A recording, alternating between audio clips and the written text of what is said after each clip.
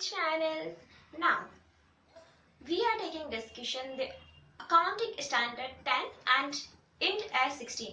Basically accounting standard 10 और S16 में application में आई मीन टू से कि प्रैक्टिकल क्वेश्चंस जब हम करेंगे तो कुछ भी डिफरेंस मुझे नहीं लगा.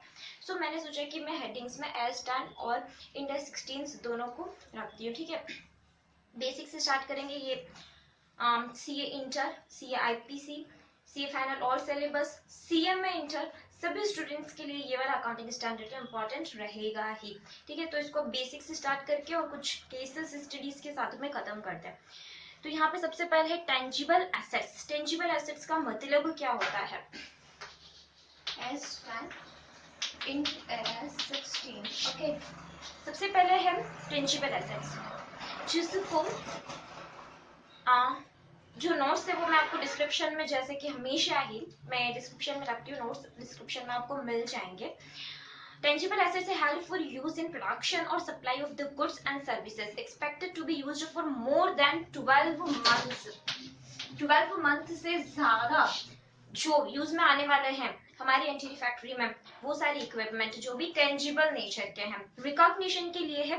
इनका जो प्रोबेबल यूज है, future economic benefit associated with items will flow to enterprise and cost can be measure reliably. तो यहाँ पे जो इनका इकोनॉमिक बेनिफिट, वो भी कौन सा? प्रोबेबल इकोनॉमिक बेनिफिट, कि फ्यूचर में हमें कैश फ्लो जनरेट होगा एंटरप्राइजेस को. ठीक है, और जिसको मेजर कर सकते हैं. ठीक है, अब यहाँ पे नेक्स्ट कॉन्सेप्ट लेते हैं. तो सिंपल था, 12 महीने से ज्यादा रहने चाहिए, जिसमें जो फ्यूचर में एंटिटी को कैश फ्लो जनरेट करने में हेल्प करेंगे. वो सारे इक्विपमेंट्स जो टेंजिबल नेचर के हैं, वो क्या है? Property, plant and equipment. ठीक है, पहले एक अकाउंटिंग स्टैंडर्ड 6 हुआ करता था डेप्रिसिएशन का, उसमें जो ट्रीटमेंट था, लगभग सारा ट्रीटमेंट अब हमारे अकाउंटिंग स्टैंडर्ड 10 में आ चुका है. ठीक है, और S6 जो है वो अब अबॉलिश हो चुका है. ठीक है, तो यहाँ पे स्पेयर पार्ट्स में क्या है? Meet definition of S10. जो स्पेयर पार्ट्स है, जो ऊपर की डिफिनेशन हमने अभी पढ़ी, उसमें अगर वो डेफिनेशन को मीट करता है तो हो जाता है अकाउंट स्टैंडर्ड 10 में आ जाता है. बट अगर वो उस डेफिनेशन को मीट नहीं करता है तो वो अकाउंटिंग स्टैंडर्ड 2 में चला जाता है. इन्वेंटरी माना जाता है. किसके बारे में बात कर रही हूँ मैं अभी? स्पेयर पार्ट्स के बारे में. Okay, now we take in our discussion the next topic regarding the property, plant, equipment, which is revaluation. revaluation करना है अगर आपको property, plant, equipment का, तो बेसिक कॉन्सेप्ट है कि अगर वो बढ़ जाती है वैल्यू तो आपको रिवैल्यूएशन सरप्लस में ले जाना है, और अगर वैल्यूज रिवैल्यूट किया हमने, अगर वैल्यू इंक्रीज हो जाती है तो वो सरप्लस बन जाता है, जो रिवैल्यूएशन सरप्लस में चला जाएगा. और अगर वैल्यू डिक्रीज हो जाती है तो वो P&L से चार्ज होगा. ओके, अब वो P&L से चार्ज होगा. बट एक बार इस साल रिवैल्यू किया था, हमारे पास में बढ़ा, सरप्लस हुआ, रिवैल्यूएशन सरप्लस पड़ा. नेक्स्ट ईयर जब रिवैल्यू किया तो वैल्यू डिक्रीज हो गई. तो अब क्या करें? जितने तक रिवैल्यूएशन सरप्लस पड़ा है सेट ऑफ करो, बचा हुआ जो अमाउंट है वो P&L से चार्ज करो. जब रिवैल्यू 2 बार कर रहे हैं तब की बात कर रही हूँ. ठीक है, एक के बाद एक. और सेम ऐसा है, अगर पहले कम था तो P&L से चार्ज किया था, बाद में जब रिवैल्यूएशन सरप्लस बनाओगे ना, इंक्रीज होने पे, पहले P&L से जितना चार्ज किया उतना अमाउंट तो P&L से सेट ऑफ कर देना, फिर बचा हुआ अमाउंट के लिए रिवैल्यूएशन सरप्लस बनाना. ठीक है, तो फर्स्ट में क्या करना है? इंक्रीज हो जाए तो सरप्लस, डिक्रीज हो जाए तो P&L, और वापस रिवैल्यू करते हैं तो पहले इतना अमाउंट सेट ऑफ करने के बाद फिर आपको ट्रीट करना है.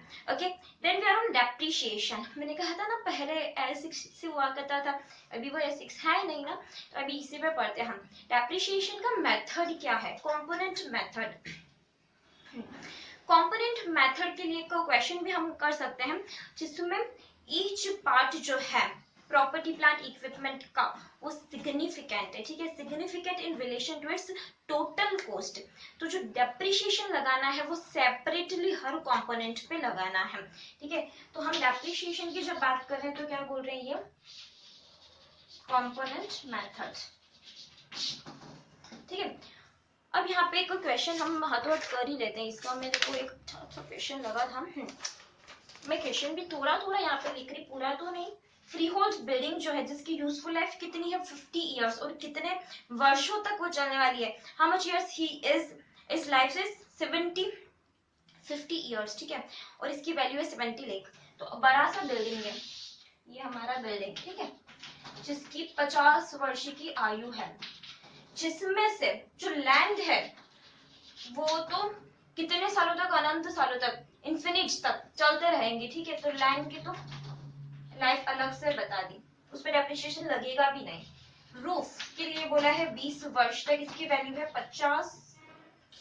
20 लाख। एक और कंपोनेंट है जैसे कि लिफ्ट, जिसकी लाइफ है 10 साल और जिसका जो वैल्यू है वो है 5 लाख। एक और है फिक्सचर, 10 और 5, ठीक है। एक और है रिमेनिंग बिल्डिंग, रिमेनिंग बिल्डिंग की लाइफ 50 है और 30 लाख का इसका वैल्यू है, ठीक है। तो अब क्या करें, एक एक का डेप्रिसिएशन निकाल के देखते हैं। इसका डेप्रिसिएशन लैंड का निल है ही नहीं, डेप्रिसिएशन लैंड पे कभी लगता ही नहीं है, ठीक है ना। फिर आ जाता है रूफ, रूफ के ऊपर डेप्रिसिएशन है 40,000 का। 40,000 कैसे आया, हमने 20 कितना वैल्यू था रूफ का, 10 लाख का वैल्यू था और 25 का इसका लाइफ था। 10 लाख का, ये मैंने थोड़ा गलत लिख लिया, 10 लाख का वैल्यू था और 25 का इसका। अब सिंपली जितना भी इसका वैल्यू है डिवाइड बाय इनकी जो भी जिंदगियां है उससे डिवाइड कर देना, ठीक है, तो हो जाएगा। जिंदगियां इनकी एक जैसी नहीं और एक जैसी बनाने की जरूरत भी नहीं है, जिसका जितना वैल्यू है, जिसकी जितनी जिंदगी है उसको डिवाइड कर देना तो आ जाएगा डेप्रिसिएशन का अमाउंट, ठीक है। अब मैं इसमें एक पॉइंट और पढ़ लेती हूँ जो लिखा हुआ है, वैसे आपको नोट्स मिल जाएंगे डिस्क्रिप्शन में, तो कोई टेंशन की बात ही नहीं है। रूफ जो है requires replacement at the end of the useful life at carrying amount. जब उसका कैरिंग अमाउंट नीली हो जाएगा, वैसे देखो जैसे यूजफुल लाइफ खत्म हो जाएगी ना, तब रूफ को रिप्लेस करने की जरूरत पड़ेगी, ठीक है। तब आप जो कॉस्ट ऑफ रिप्लेसमेंट लोगे ना रूफ का, उसको रिकॉग्नाइज करोगे एज न्यू कंपोनेंट। फिर वो एक नया कंपोनेंट बन के आ जाएगा। जैसे अपने पास कितने कंपोनेंट है, 1 2 3 4 5, यहाँ पे 5 कंपोनेंट है। हम कंपोनेंट मेथड से डेप्रिसिएशन की बात कर रहे थे ना, तो एक नया कंपोनेंट रूफ का बन जाएगा जब इसकी जिंदगी खत्म हो जाएगी, 50 साल खत्म हो जाएंगे तब, क्योंकि रूफ जो है उसको रिप्लेस करना पड़ेगा। मतलब नई इसमें क्या आ जाएगी, कंपोनेंट आ जाएगी। रिप्लेस मतलब ये तो ना पुराना खत्म, दूसरा नया आ गया, तो नया आ गया तो नया कंपोनेंट आ गया, वो बात है इसमें। नॉट मच इम्पोर्टेंट, इतना कुछ नहीं है, बस ये हो गया। अब मैं डेप्रिसिएशन की थोड़ी और बात करूंगी, अभी थोड़ी बातें और करते चलो डेप्रिसिएशन की। होता क्या, costless residual value divided by उसकी जिंदगी। फिर अकाउंट अक्यूमुलेट, ठीक है, वो इतना कुछ नहीं है। हाँ, एक बात और है, अगर आपने रिव्यू किया है क्या, या तो यूजफुल लाइफ या फिर रेजिडुअल वैल्यू, तो आप क्या करोगे at the end of the year, year के एंड में अकाउंटिंग, तो इसको आप क्या बोलोगे, ईयर के एंड में जब आपने रीवैल्यू किया है या रिव्यू किया है क्या चीज, या तो रेजिडुअल वैल्यू या फिर यूजफुल लाइफ, तो हम उसको एस 5 में चेंज इन एस्टिमेशन ट्रीट करेंगे। तो यहाँ पे देखो कभी कभी 2 एस भी पूछे जाते हैं। इस बार अकाउंटिंग स्टैंडर्ड के जितने क्वेश्चन थे उसमें लगभग 2 एस पूछे जा रहे थे, तो मैं बहुत कंफ्यूज हो गई, S12 S4 S2 S4 ऐसा। लिटरली इस बार अकाउंटिंग स्टैंडर्ड के क्वेश्चन जो थे वो एकदम नए आए थे, ओल्ड सिलेबस की बात कर रही हूँ, तो हो नहीं पा रहे थे। तो इसलिए बता रही हूँ कि अगर ऐसा कुछ पॉइंट है ना कि इसमें 2 एस लग सकते, तो जब वहां पे आएगा ना तो हमको दोनों ही एस मेंशन कर देने का, कि यहाँ पे अकाउंटिंग स्टैंडर्ड 5 कब आएगा, जब हम रिव्यू कर रहे हैं। किसको रिव्यू कर रहे हैं, उसकी जिंदगी को या फिर उसकी रेजिडुअल वैल्यू को, पीपीई के। ओके, रिटायरमेंट का एक कॉन्सेप्ट सिंपल सा है। अगर कैरिंग अमाउंट या जो एनआरवी है, रिटायरमेंट का कॉन्सेप्ट मैं लिख ही लेती हूँ यहाँ पर। अरे मैंने रजिस्टर कहाँ रखा, तो रजिस्टर है ही नहीं। देखो रिटायरमेंट, तो रिटायरमेंट का क्या कॉन्सेप्ट है, रिटायरमेंट का कॉन्सेप्ट है कैरिंग अमाउंट और NRV whichever is less, किसमें जाएगा वो, पी एंड एल में। समझ आया, whichever is less carrying amount, और NRV whichever is less जो है वो जाएगा किसमें, पी एंड एल में, राइट नाउ। अब हम डी रिकॉग्निशन का एक कॉन्सेप्ट और देख लेते हैं, जिसमें जिससे कैरिंग अमाउंट जो थी डी रिकॉग्नाइजेशन की, जबकि कोई फ्यूचर इकोनॉमिक बेनिफिट होने वाला ही नहीं है, तो आप क्या करोगे, जितना भी डिस्पोजल प्रोसीड्स आ रहा है, यानी साल्वेज वैल्यू एक तरह से, उसमें से कैरिंग अमाउंट को लेस कर देना। सिंपल सा है, देखो डी रिकॉग्निशन की इससे नोट्स आपको मिल जाएंगे। डी रिकॉग्निशन में जो भी नेट साल्वेज जो भी है उसमें से कैरिंग अमाउंट लेस कर देना। अगर ये ज्यादा आता है तो प्रॉफिट पीएनएल में, और अगर कम आता है तो लॉस, सिंपल पीएनएल से चार्ज कर देना। फिर आ जाते हैं डिमोलिशन में cost less proceeds from salvage, जितने भी कॉस्ट उसमें से सैल्वेज वैल्यू को लेस कर देना, डिमोलिशन आ जाएगा। एक सिंपल सा लास्ट कॉन्सेप्ट बाकी है, बाकी कॉन्सेप्चुअली हमारा ये खत्म हो गया, एक दो केस स्टडीज बाकी है, बाकी बस कॉन्सेप्ट खत्म हो गया। एक last important most important concept है include and excludes from the value of the property plant and equipment. क्या क्या इंक्लूड करते हैं, क्या क्या एक्सक्लूड करते हैं। देखो परचेज प्राइस को इंक्लूड करते हैं, ठीक है, जितनी भी उस प्रॉपर्टी प्लांट को लेकर आने में इंपोर्ट ड्यूटी या टैक्सेस लगे हैं उनको भी इंक्लूड करते हैं, साथ में उसके जो रिफंडेबल टैक्सेस वगैरह सबको इंक्लूड करते हैं, डायरेक्टली एट्रिब्यूटेबल टैक्सेस को भी इंक्लूड करते हैं। जो इनिशियल डिलीवरी, डायरेक्टली एट्रिब्यूटेबल में क्या हो सकते हैं, जो इनिशियल डिलीवरी की एक्सपेंसेस थे, कंसल्टेशन फीस थी, estimated dismantling cost to be incurred after the, जितने भी साल बाद अगर डिसमेंटलिंग कॉस्ट वगैरह जो इनकर्ड होने वाली है उनको भी ऐड करते हैं। मतलब ये आप जैसे भी देखोगे ना कॉस्ट आपको पता चल जाएगा कि इंक्लूड करना है या एक्सक्लूड करना है। जैसे डायरेक्टली एट्रिब्यूटेबल में ट्रेड डिस्काउंट है, वो डायरेक्टली एट्रिब्यूटेबल है तो उसको इंक्लूड करेंगे। इंपोर्ट ड्यूटी है, शिपिंग कॉस्ट है, इंश्योरेंस है, शिप इकोनॉमिक डेवलपमेंट रिबेट वगैरह है, या अपन कह सकते हैं professional fees for connection of the power supply वगैरह है, इलेक्ट्रिशियन की फीस है, मटेरियल लाने की फीस है, ये सब जो है उनको इंक्लूड करेंगे। अब एक्सक्लूड क्या करना है वो थोड़ा सा देख लेते हैं। एक्सक्लूड करने के लिए हमको consultation fees for choosing the new asset, consultation fees जो है खरीदने से भी पहले लगी होगी, उसको एक्सक्लूड कर देंगे, ठीक है। फिर आ जाता है डिस्काउंट जो रिसीव किया था for paying invoices with in 90 days, तो उसको भी क्या कर देंगे, एक्सक्लूड कर देंगे। ये भी इंपॉर्टेंट है, received for paying invoices with in 90 days. Interest को, ये एक इंपॉर्टेंट कॉन्सेप्ट है। देखो इंटरेस्ट ऐसा इंटरेस्ट है जैसे कि हमने फैक्ट्री बनाया, बिल्डिंग बनाई है तो बोरोइंग कॉस्ट की वो डेफिनेशन में आ जाएगा, ठीक है। तब तक लगा हुआ इंटरेस्ट तो कैपिटलाइज्ड होगा, लेकिन उसके बाद का इंटरेस्ट जो है वो कैपिटलाइज्ड नहीं होगा। जनरली इंटरेस्ट की बात करो तो वो कैपिटलाइज्ड नहीं होगा। अगर आपने कंस्ट्रक्ट किया ही नहीं, प्रॉपर्टी प्लांट को खरीदा है तो फिर इंटरेस्ट एक्सक्लूड ही होगा। लेकिन आपने बनाया है, ठीक है ना, प्लांट बनाया है, बिल्डिंग बनाया है, तो फिर इंटरेस्ट में इंक्लूड कर सकते हैं। Installing sound roofing for the protection of workers के प्रोटेक्शन के लिए आपने कुछ साउंड रूफिंग वगैरह कुछ भी इक्विपमेंट लगाया, तो अब सपोज वो जो है वो डायरेक्टली एट्रिब्यूटेबल में नहीं आएगा, ठीक है ना, इसलिए वो एक्सक्लूड करते हैं। Office expenses, salaries, administration expenses वो तो एक्सक्लूड करना ही है। Training for the new operators जो है वो डायरेक्टली एट्रिब्यूटेबल नहीं है, उसको भी एक्सक्लूड करेंगे, ठीक है। Portion of inefficiencies in the production for the first month of use, ठीक है, ये भी क्या करना है, एक्सक्लूड करना है। इनएफिशिएंट प्रोडक्शन हो रहा था तो इसलिए ऑपरेटर्स को कुछ हमने ट्रेनिंग वगैरह दी, वो सब भी एक्सक्लूड करना है, ठीक है। तो यहाँ इंक्लूड एक्सक्लूड का कुछ थोड़ा टॉपिक मैंने डिस्कस किया है।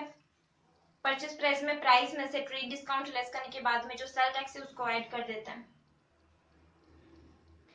ये ट्रेड डिस्काउंट लेस होता है, ये ट्रेड डिस्काउंट मैंने इंक्लूड में कैसे लिख लिया मुझे नहीं पता, मेरे हिसाब से तो लेस ही होना चाहिए। मैं और एक बार देख के फिर आपको डिस्क्रिप्शन में लिख के बता दूंगी, ओके।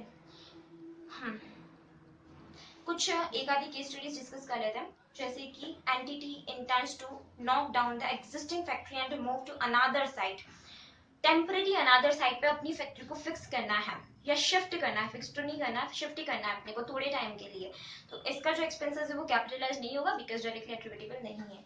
एक आधी केस स्टडीज और देखते हैं, जैसे कि रीमोडिफिकेशन किया, ठीक है, स्टोर्स वगैरह का, उससे फ्यूचर इकोनॉमिक बेनिफिट हो रहा है तो वो कैपिटलाइज होगा यानी इंक्लूड होगा। अगर फ्यूचर इकोनॉमिक बेनिफिट नहीं हो रहा है तो एक्सक्लूड होगा, ठीक है। बाकी तो इसमें ऐसा कुछ भी है नहीं खास, एक आधे क्वेश्चंस करते हैं एक दो जरा से, जैसे कि डेप्रिसिएशन से रिलेटेड एक क्वेश्चन करते हैं कि एंटिटी ए ने परचेज किया है,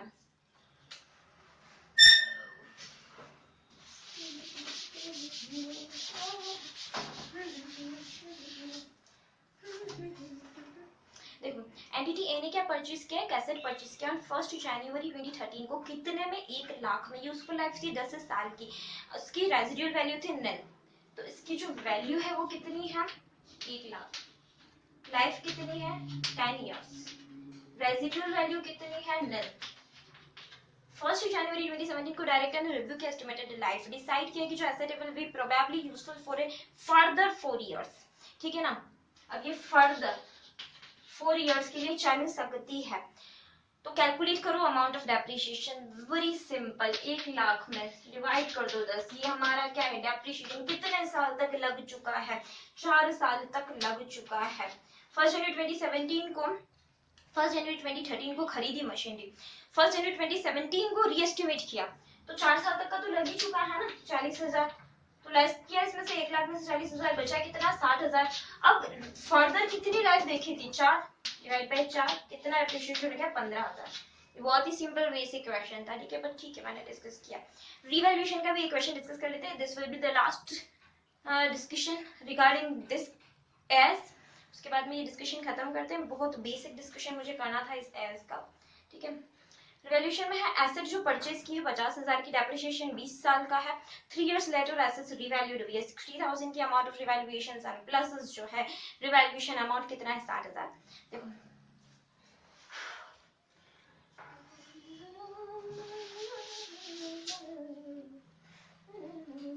देखो परचेज कितने में किया, एसेट को परचेज किया है 50,000 में, ओके। डेप्रिसिएशन कितना बोला है, 20 years। फिर जो थे 3 years later एसेट्स को रिवैल्यू किया, 3 साल बाद एसेट को रिवैल्यू किया, कितने पे रिवैल्यू किया, 60,000 पर रिवैल्यू किया, ओके। फिर amount of revaluation surplus, revaluation surplus का अमाउंट कितना है, देखो रिवैल्यूएशन अमाउंट कितना है। सबसे पहले तो हम देखते हैं डेप्रिसिएशन फर्स्ट 3 years का कितना लगा होगा, 50,000 डिवाइड बाई 20 कर देते हैं, कितना हो जाता है, 3 साल का लगाते ना, तो कैलकुलेटर में तो भूल गई यहाँ पे शायद 2700 का कुछ अमाउंट आ रहा है, ठीक है। तो 50,000 में से 27 को लेस कर देते, कितना होता है, 27,500 कुछ आएगा, ठीक है। तो कैरिंग अमाउंट कितना आ रहा है, 42, ये भी क्या कर रहे हैं, 42,500 का अमाउंट बचा है, ठीक है। और इस 60,000 जो रिवैल्यूड अमाउंट है ना, उसमें से इस कैरिंग अमाउंट को लेस कर दो, कितना आ रहा है, 17,500 का रिवैल्यूएशन सरप्लस है, ठीक है। तो रिवैल्यूएशन सरप्लस कैसे निकालते हैं वो पता चलेगा। सिंपली सबसे पहले तो हमने क्या किया, 3 साल तक का डेप्रिसिएशन निकाला, उसको लेस कर दिया 50,000 में से, वो कैरिंग अमाउंट था, रिवैल्यूएशन में से उस कैरिंग अमाउंट को लेस किया, तो रिवैल्यूएशन सरप्लस आ गया, that's it, okay. Bye bye. Next lecture जो मैं डिस्कस करने वाली हूँ वो आरटीपी के कुछ एसएफएम के क्वेश्चन, एसएफएम के ऐसे कुछ क्वेश्चन आरटीपी के जो कि न्यू सिलेबस और ओल्ड सिलेबस दोनों के ही मॉड्यूल या प्रैक्टिस मैनुअल या स्टडी मटेरियल में नहीं है, सिर्फ आरटीपीज में है। वो क्वेश्चन डिस्कस करूंगी, 10 से 14 क्वेश्चन होंगे, वो एग्जैक्ट अमाउंट मुझे, एग्जैक्ट नंबर मुझे ध्यान नहीं है। उसके बाद में मैं अकाउंटिंग स्टैंडर्ड ही क्या करूंगी, कंटिन्यू करूंगी मेरे हिसाब से, तो ठीक है। Okay bye bye, thank you very much.